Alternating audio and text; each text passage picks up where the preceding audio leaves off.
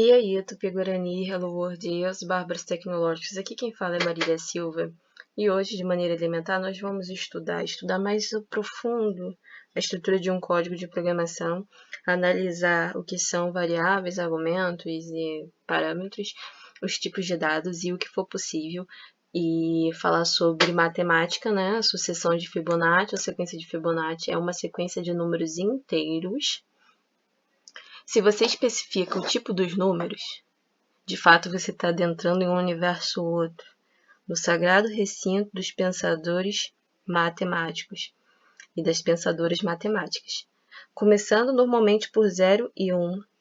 Na qual cada termo subsequente corresponde à soma dos dois anteriores.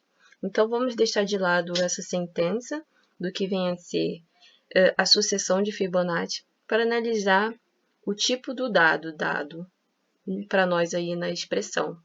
Ficou até duplicado o dado, mas isso é interessante, porque está tudo em função de um pensamento numérico mesmo. Se eu falo um número inteiro, eu estou não só descrevendo o tipo desse número, como eu estou dizendo também qual é o tamanho que ele pode alocar dentro de um sistema. Tendo em vista que o nosso pensamento orgânico conseguiu, aí por vias da ciência, se consolidar em números fixos. Ai, que maravilha! Então, nós vamos ignorar aqui o nosso ambiente externo para a gente poder se concentrar única e exclusivamente no que nos torna únicos, que é o nosso pensamento, certo? Beleza. Bom, se eu falo que um número é inteiro, eu estou excluindo toda e qualquer possibilidade de suas partes, dos seus fragmentos. Eu estou dando uma plenitude ao valor informado. Se ele é inteiro, ele não pode ser fracionário, ele não pode, mas ainda assim, dentro da matemática, nós temos os conjuntos numéricos, né? Se vocês estão lembrados, os conjuntos numéricos são o quê? São as casas para as quais pertencem cada tipo de número. Se o número for um número fracionário real, ele vai estar contido aí num conjunto universo maior do que o dos números inteiros, porque os números inteiros são restritos aos valores sem ponto flutuante, né? Que a gente fala do inglês, mas no português, né? No bom e velho português, seria vírgula flutuante. Ah, vale lembrar, você está em Maliarte, entretenimento interativo digital. Não conhece essa moda? Não conhece esse status? Então venha conhecer. De fato, essa lúdica e criativa, deixa eu ver aqui, lúdica e criativa mocinha aqui, revoluciona aqui esse contexto, esse conjunto de bárbaros tecnológicos. Então, se você está aprendendo linguagens de programação, tecnologia e curte filosofia, venha aprender filosofia do cômputo, venha compartilhar, né? Muito mais do que aprender, a gente vive numa era que é tudo muito interconectado, interconexo. Nosso papel é justamente esse. Enquanto não chega a GIA, né? Não tá ligado? Eu vou escrever um texto sobre. Então, acompanhe aí para você poder se manter updateado, tá bom, meus queridos? Agora já deu nosso tempo, a gente vai voltar aqui para a ciência, claro. Então, se a gente começa com uma sequência de números inteiros, né, que começa normalmente do 0 por 0 e 1, na qual cada termo subsequente corresponde à soma dos dois anteriores. Ou seja, cada termo posterior corresponde à soma dos dois que antecederam. É como se fosse, numa escala evolutiva, a biologia da vida, né? Um casal, homem e mulher, ou mulher-homem, ou as variantes possíveis da nossa realidade, se juntam e a partir deles é formado um novo valor, né? Que seria aí uma entidade física. A gente já está falando de programação orientada a objeto, mas é isso. A gente tangencia todos os assuntos porque é justamente isso que causa a evolução, né, do pensamento. A sequência recebeu o nome do matemático italiano Leonardo de Pisa. Não, brincadeira, não é de Pisa. Leonardo de Pisa, embora Pisa seja italiana e todos gostem muito. Mais conhecido por Fibonacci, que descreveu no ano de 1202, e lá vai bolinha, o crescimento de uma população de coelhos. Olha que interessante. Vamos dar um zoom aqui, vamos chegar bem perto da história. Diria até que a gente poderia dar até um inspecionar aqui, mas vamos com calma. Senão a gente vai abrir muitas possibilidades e vai acabar fugindo do nosso foco. Hoje nós estamos aqui no canal para falar sobre códigos e tipos e estruturas de dados, ainda não, mas tangenciando as coisas, né? Então, em 1202, o Leonardo de Pisa, ele descreveu o que seria essa sucessão de Fibonacci, que seria a sucessão desses dois números que resultam no terceiro, não é isso? É isso mesmo. Olha o que ele analisou, qual foi o objeto de estudo dele, crescimento de uma população de coelhos, né? Essa sequência já era, no entanto, conhecida na antiguidade. Muitas coisas que descobrimos na modernidade, aqui não é bem modernidade, né? Século XII, ou século XIII, né? A gente estava aí na Idade Média, por aí, né? A grande evolução do pensamento científico se dava com a lacuna de muitos séculos. Hoje a evolução é diária, né? Cada dia uma inovação. Então, o tempo, na verdade, se torna muito mais... não tem nem definição para isso certa. Os números de Fibonacci são, portanto, os números que compõem a seguinte sequência. Sequência A0000045 na OEIS. OEIS, sigla em inglês de Online Encyclopedia of Integer Sequence, ou seja, nós temos hoje as bibliotecas online, né, que são repositórios que catalogam cada tipo de dado através de entidades regulamentadoras. Então, a gente está entrando aqui, como eu falei no começo do vídeo, num novo universo. Por isso que a gente chega com humildade, ok? Então, a gente está aprendendo, né? Online Encyclopedia of Integer Sequence é uma extensa base de dados que registra sequências de números inteiros disponível livremente na internet. Interessante. Então, o que a gente tem aqui? A gente tem a sequência começando pelo número 0, saudoso e bom 0, 1, 1, opa, a soma desses dois, 2. A soma desses dois, 3. Opa, estão sacando? A soma desses dois dá o sucessor. A soma desse com esse, 8 com 5, dá 13. E nós estamos crescendo a casa decimal. Saímos das casas das unidades e estamos indo para a casa das dezenas. Esse com esse dá 21. Vamos falar o número? Vamos. 21 mais 13 dá 34. Pode conferir aí na sua calculadora. 34 mais 21, 55. E assim sucessivamente. Em termos matemáticos, a sequência é definida recursivamente pela forma abaixo. Recursivamente. E essa palavra aqui, meus caros, eu vou até dizer mais. Que dentro da recursividade... O que é recursividade? É isso exatamente o que a gente vai fazer agora. Pegar um vídeo aqui que eu tenha trabalhado essa ideia de recursividade. Se você gosta de jogos, vocês vão se interessar pelas análises únicas e subjetivas de Maliart, jogando a divisão de maquete. Maquete é um jogo também muito recursivo. A gente lidar com objetos do mundo real, essas coisas, mas não é bem isso. É um vídeo Storm, eu acredito que seja Storm ou outra coisa do tipo. Como eu não acho aqui, a gente vai focar no nosso assunto. Olha que interessante, galera. Yupana. Em Quichua, também chamado de Quechua ou Quechua, é uma importante família de línguas indígenas da América do Sul, ainda hoje falada por cerca de 10 milhões de pessoas de diversos grupos étnicos da Argentina, Bolívia, Chile, Colômbia, Equador e Peru ao longo dos Andes.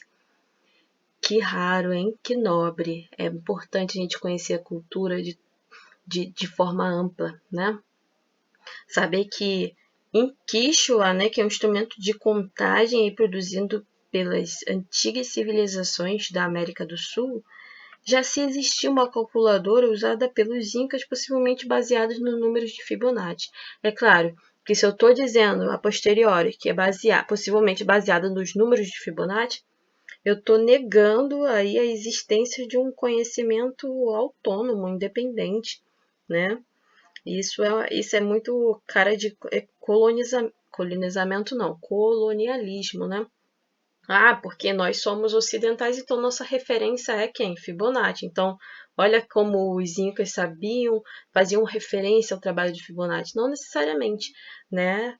Mas assim, a gente abrange muitas áreas, mas tentando sempre fazer uma análise que seja não chauvinista, mas uma análise que seja mais próxima ali do que possa-se dizer neutra, né? É o que a gente considera. Por isso, não deixe de comentar o que você acha. Sua opinião é realmente muito importante para a evolução do nosso pensamento, como todos integrados. Em termos matemáticos, a sequência é definida recursivamente pela fórmula abaixo. A gente ia falar de recursividade, né? A gente está vendo uma imagem de uma propaganda aqui utilizada para referenciar a recursividade, porque se vocês observarem bem, eu diria que ela tá ali para uma garçonete freira, né? Isso é drostes, cacau, né? É uma embalagem de café ou chocolate. Mas a gente percebe que ela está segurando uma embalagem na mão. E a embalagem que ela está segurando é a embalagem que ela está representando. Vocês entenderam? É como se fosse um loop, só que não é um loop. É uma relação de coexistência intrínseca. É tipo a máquina virtual rodando dentro do seu sistema operacional. Você não tem sistema operacional sem máquina virtual, assim como você não tem recursividade sem ter uma referência nítida com relação ao objeto que você está trabalhando, né? Então, pela fórmula abaixo, a gente consegue ter a chave para o nosso problema. Então, save the fórmula, salve a fórmula. F de n é igual a f de n menos 1 mais f de n menos 2. O que a gente pode deduzir dessa fórmula? F de n é igual a f de n menos 1 mais f de n menos 2, que a gente está somando os dois números anteriores para resultar no f de n. Isso é uma equação linear, né? Eu diria que equação que na verdade, uma atribuição muito utilizada dentro da área da programação. Quando você tem um dado valor, você usa esse símbolo aí que a gente está vendo. Esse aqui... Isso aqui provavelmente é uma imagem, a gente não consegue selecionar como escrita, diferente desse aqui, vocês estão vendo? Mas, enfim, o que eu ia falar? Perdi. E valores iniciais, né? F de 1 recebendo 1, aí F de 2 recebendo 1. Então, se F de 1 recebe 1, F de 2 recebe 1, não entendi também muito bem, não. Agora, nós vamos fazer um algoritmo em C. Aqui nós temos um repositório também, né? Uma biblioteca remota, você pode acessar da sua casa e ler, tá? Nós temos as origens, as representações alternativas, né? Isso aqui são capítulos, né? 2.1 subcapítulo aqui, uma função geradora. E assim, é interessante estudar os princípios dos assuntos. É muito interessante, quem sabe, se vocês se interessarem, a gente aborda tudo isso aqui juntos, tá? E a gente vai chegar nessas fórmulas aqui, né? Com fé, como um querido professor meu fala, com fé, né? Então a gente vai ver só uma ilustração e partir para o código, tá? Fica comigo. Então nós temos aqui o que eu diria que é uma árvore, né? Uma estrutura de árvore binária. Porque desses dois aqui nascem 2, então 2 com 2, 4, aí vem... Estão sacando? Aqui seria o f de n menos 1, f de n menos 2, aqui é o f de n, né? E assim sucessivamente. Olha que interessante, né? Uma ilustração representativa da série de Fibonacci, demonstrando o crescimento populacional de coelhos, carregando ovos de Páscoa. Isso é muito interessante, porque nós estamos na primavera aqui no hemisfério sul, e a primavera é um símbolo não só de nascimento e renascimento, como também é a estação de Ostara, né? Que é uma deusa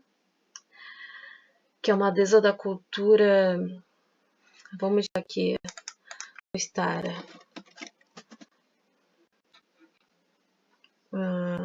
Agora a gente está com uma latência, tá? Porque esse dado não está sendo processado aqui corretamente pelo computador. Na verdade, eu não tô achando... Ah, sim, eu tô na aba de vídeos, então não é bem o computador. Inclusive, se tiver algum problema aí na parte do setor técnico, O problema provavelmente está entre o computador e o mouse. Whatever. Vestara é essa deusa aqui que está relacionada com a deusa da fertilidade, do amor, do renascimento, da mitologia anglo-saxã. Interessante, da mitologia nórdica, exatamente, é o que eu ia falar, nórdica e mitologia germânica. Também relativas a atividades que celebram durante o equinócio dessa estação. A data tem forte ligação com diversas outras celebrações pagãs. Então, muito do que a gente conhece da nossa iconografia parte desses detalhes, né, desses padrões, desses motivos antigos. E o que isso tem a ver com tudo? Porque o coelho é um símbolo de Ostara, né? Os ovos coloridos. E Ostara tem uma brincadeira aí que eu falo com o meu objetivo, meu nobre e belo objetivo de criar coisas, né? Então, se vocês testando para quê? Testando para quê? Simplesmente faça-se ver. Testando para quê? Testando para quê? A veia da HD. Segundos profundos. Segundos profundos.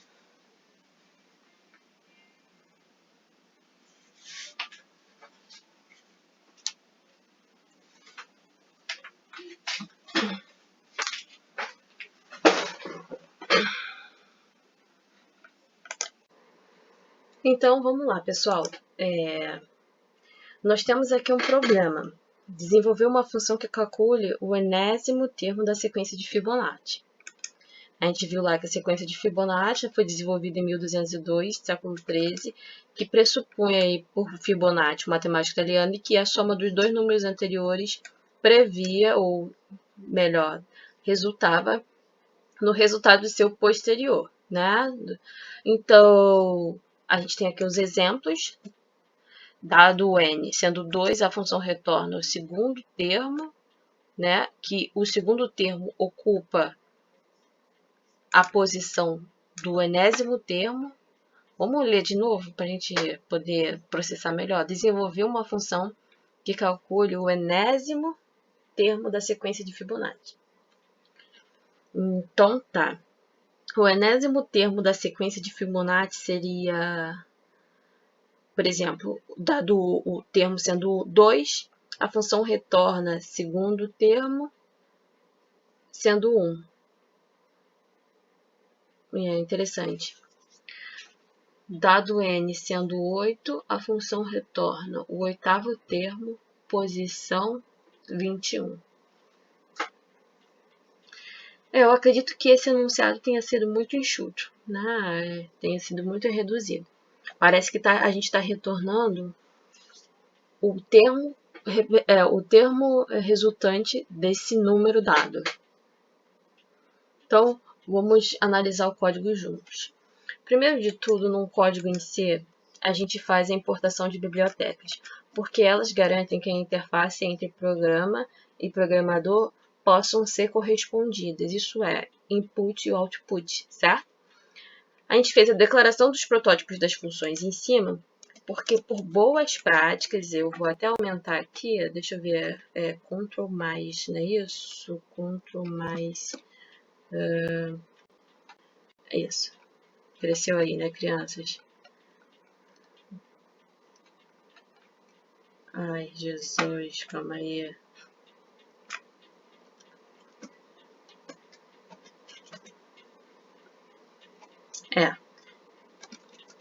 Eu acredito que eu tenha conseguido na primeira vez, né? Mas então, vamos analisar o código aqui. A gente declarou os protótipos da função que eu devo ter apagado, provavelmente, nessa brincadeira. Foi realmente o que aconteceu.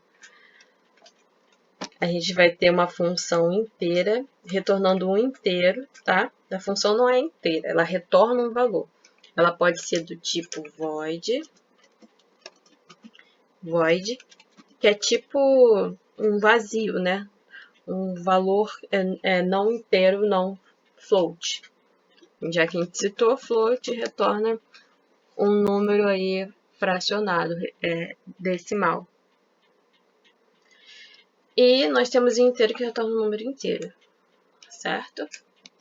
A gente desenvolveu essa função que vai retornar esse enésimo termo de Fibonacci, assim, simples e somente, passando para ela um parâmetro, tá? O que a gente passa para uma função é um parâmetro. Quando a gente chama a função, provavelmente na main, porque a main, como o nome sugere, é a função principal de um programa em si, tá? Assim como o index também é a parte indexada aí de um sistema web, assim é a main. Então, a gente fez a declaração das variáveis que a gente vai utilizar. Aqui eu vou rapidamente formatar aqui o programa para a gente poder analisar melhor. Eu estou com uma versão nova desse programa aqui de edição de código, da CDE, né? E o código, infelizmente, não está sendo auto-formatado.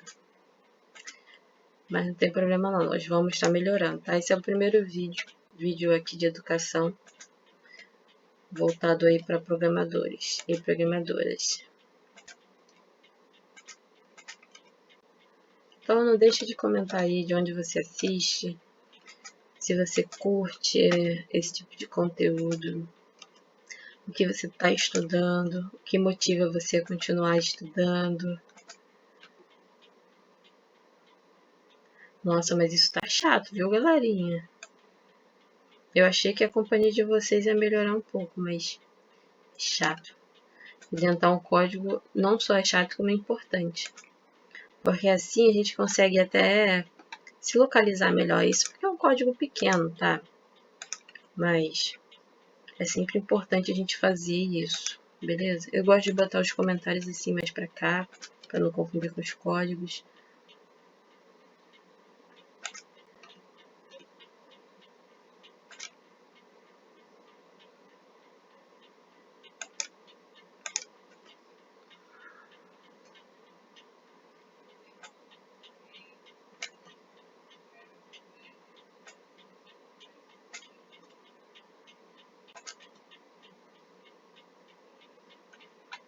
Bom, ficou um pouquinho melhor. Então vamos continuar aqui. Primeiro de tudo, o que a gente vai fazer na declaração da main? A gente vai definir um tipo. A gente botou void para não ter aquele problema de retornar um valor válido, etc. Return zero, né? Declaramos as variáveis, né, que vai ser a posição do termo que a gente precisa, e o result, que vai ser uma atribuição, né, vai sofrer uma atribuição aí com o valor dessa função. Vamos ler, né, vamos fazer a leitura do elemento que o usuário deseja saber com a função printf e scanf. São essas funções aí que são correspondidas pela nossa biblioteca, né? Qual a posição original da sequência de Fibonacci? Ou seja, qual é a ordem que ele ocupa? A gente vai ter, por exemplo, eu dou uma ordem para ele, pode ser, sei lá, a 8ª posição. A gente vai chamar essa função, na verdade, poderíamos, né, chamar a função exibir o resultado, só que a gente comentou isso aqui porque eu esqueci, tá? Chamando a função exibir o resultado, a gente chama a função Fibonacci, aquela mesma que a gente declarou, e o resultado que ela vai retornar vai ser armazenado nessa variável, como pressuposto. Ok? Então, vamos lá para a função Fibonacci. Vamos seguir o caminho da main, ok? Implementação das funções. Aqui começa o brinquedo, o problema. Uma função do tipo inteiro, retorna um valor inteiro, passando um parâmetro só, né? Que é o número, a posição que esse número ocupa, né? Na verdade, nós passamos n, né? N pode ser a posição ou o número, galera. Não tem uma restrição de um tipo de valor. Vamos declarar as variáveis que a gente vai utilizar, sendo elas o i, o t1, o termo primeiro, né, o termo segundo e a resposta. Se for o primeiro termo, retorna 1. Ou seja, a gente vai fazer um teste, né? If n, se for o primeiro termo, vai retornar 1. Se não, o que vai acontecer? Vai retornar 2. Não, se for o segundo termo, retorna 1. If. Ah, então tá, peraí. Tá bem mal indentado isso aqui. If foi isso. Se isso acontecer, esse código é executado. Se não, aí ó, esses carinhas aqui. Fica comigo, vamos chegar, vamos chegar. Se não,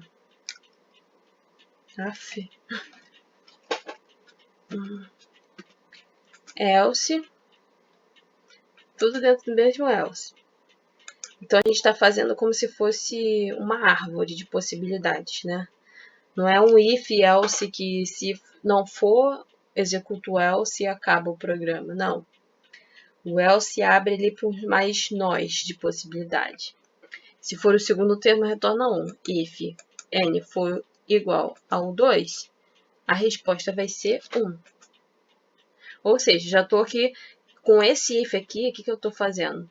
Eu estou isolando a possibilidade de ser o primeiro termo, digamos assim. Se for o segundo termo, vai ser 1 também. Else, se não for, se chegou aqui é porque deseja-se calcular um valor que está na terceira posição em diante. Porque vocês lembram que na sequência de Fibonacci a gente tem 2 1s, né, que vão resultar no 2 ali da sequência.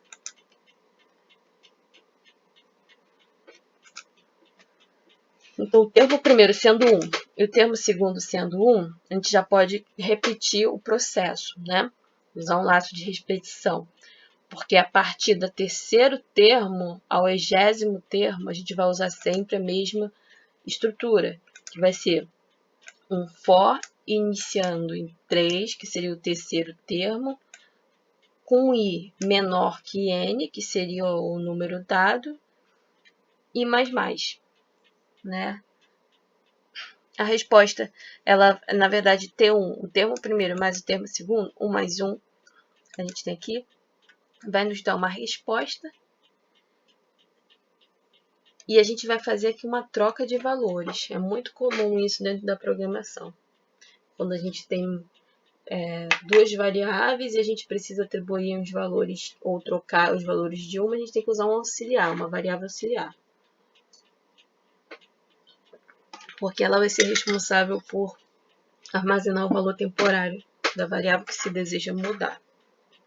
Tendo em vista isso, a gente vai ter que T1 vai receber o valor que está em T2, ou seja, se for possivelmente esse, seria 1, então o T1 vai valer 1, e o T2, agora vazio, vai valer o valor da resposta, que é a soma dos dois anteriores. Isso nos garante a certeza de que a função, a sucessão de Fibonacci vai ser cumprida, né? Por exemplo, se eu tiver um número lá, 6. Dentro da sequência de Fibonacci, a gente sabe que começa com o primeiro termo, o segundo termo, o terceiro termo, o quarto termo, o quinto termo, o sexto termo. A gente vai ter 1, 2, 3, 4, 5, 6, 7, 8, que seria aí esse sexto termo, 1, 2, 3, 4, 5, 6, na verdade não.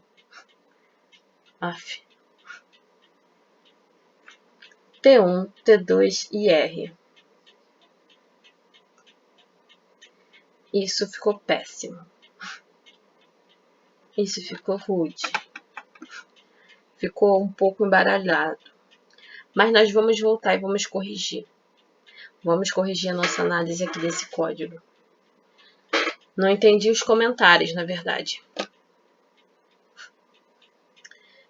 Mas é isso aí, Tupiguani. O importante é continuar ativo e operante, ok? Não se esqueça de deixar o seu like e de compartilhar para que mais pessoas também cheguem a essa conclusão. Eu fico por aqui. Até a próxima. Tchau.